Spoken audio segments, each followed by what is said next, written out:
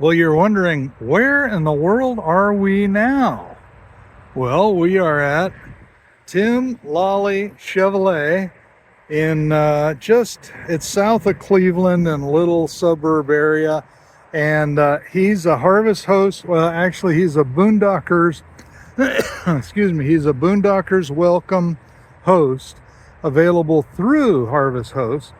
And normally he doesn't have all this back here, and he has 5 spaces that he allows people to come in and park.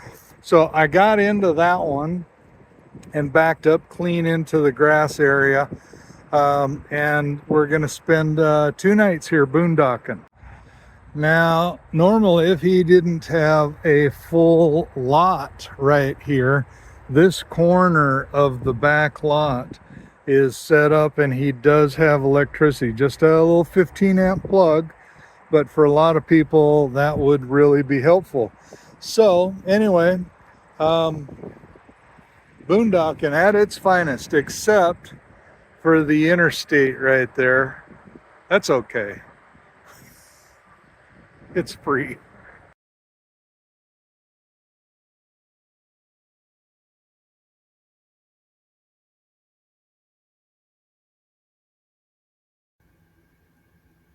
So before we get started, you've got to know how good we are at planning.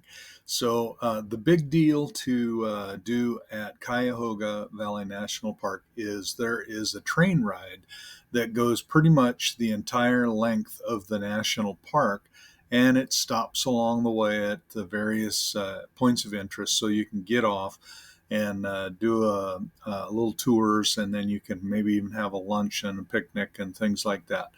But it doesn't run on Tuesday, and we're there on a Tuesday, so we didn't get to do the doggone train ride, but we made do, and we had a great time. It's worth a visit.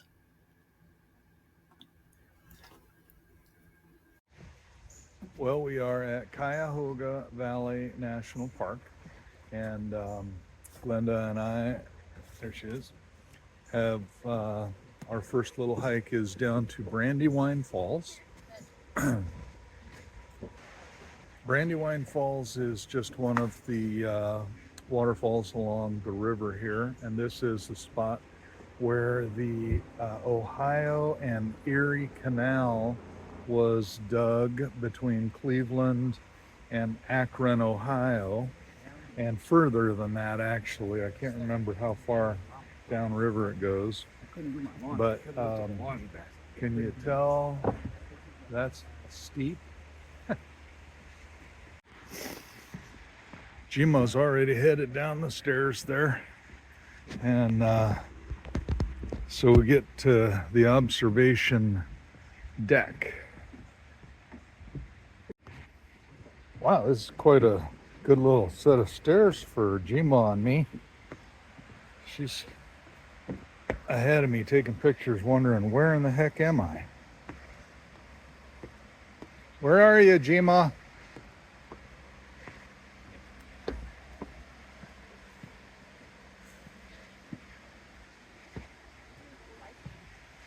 Sorry, say it again. You were too far away. I said, look at all the lichen. I like it. There's lichen, there's some moss. It's pretty steep canyon down here, huh? We're getting closer to the viewing platform. This you can see it through the trees. Very pretty. Well, Brandywine Falls.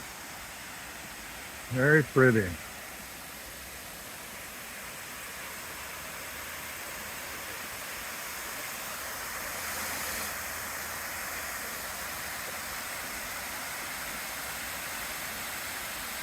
Yes, indeed.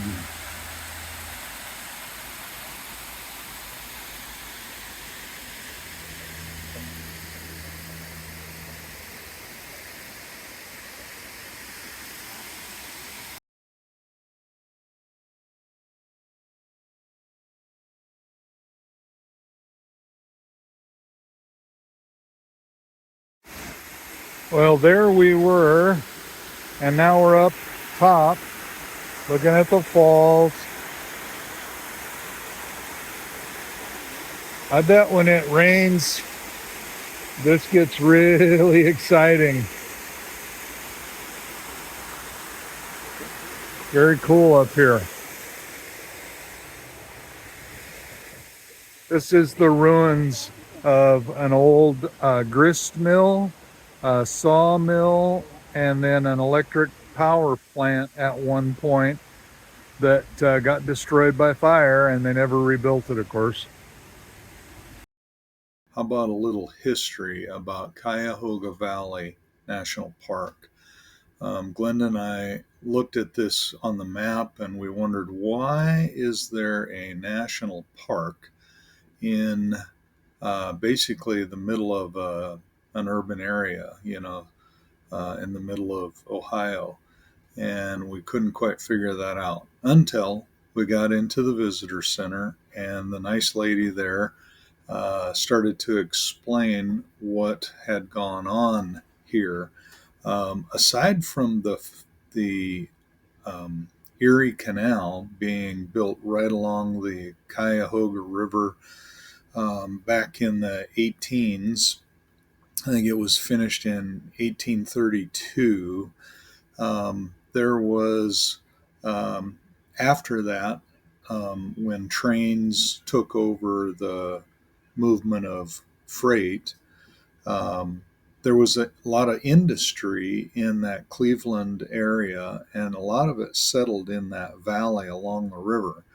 And as the industry waned, um, there was an awful lot of pollution left behind.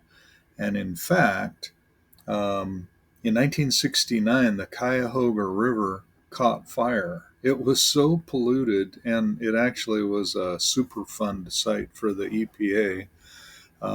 It was so polluted that it actually caught fire and burned for several days before they could get it out.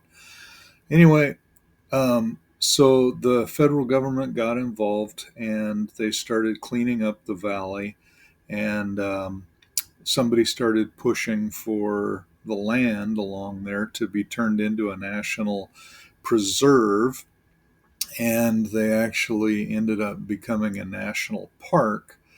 And that was in 1975, I believe.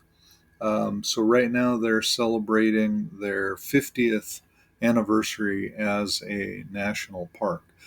So now, did it work? Yes. It has been cleaned up. It's taken a long time, but as you can tell from the river and the little walk that we went on, and it's been cleaned up, and the towpath trail is quite a beautiful bike trail, walking and biking trail that goes about 130 miles from the Lake Erie all the way down through the Cuyahoga Valley National Park. And it's really a nice place. But it was not like a national park like Glacier National Park, like Yellowstone National Park, or even Acadia National Park. When we kind of wondered why it was turned into a national park, but um, that's probably a good thing. It gave a lot more um, funding for the area to be cleaned up. So there you go.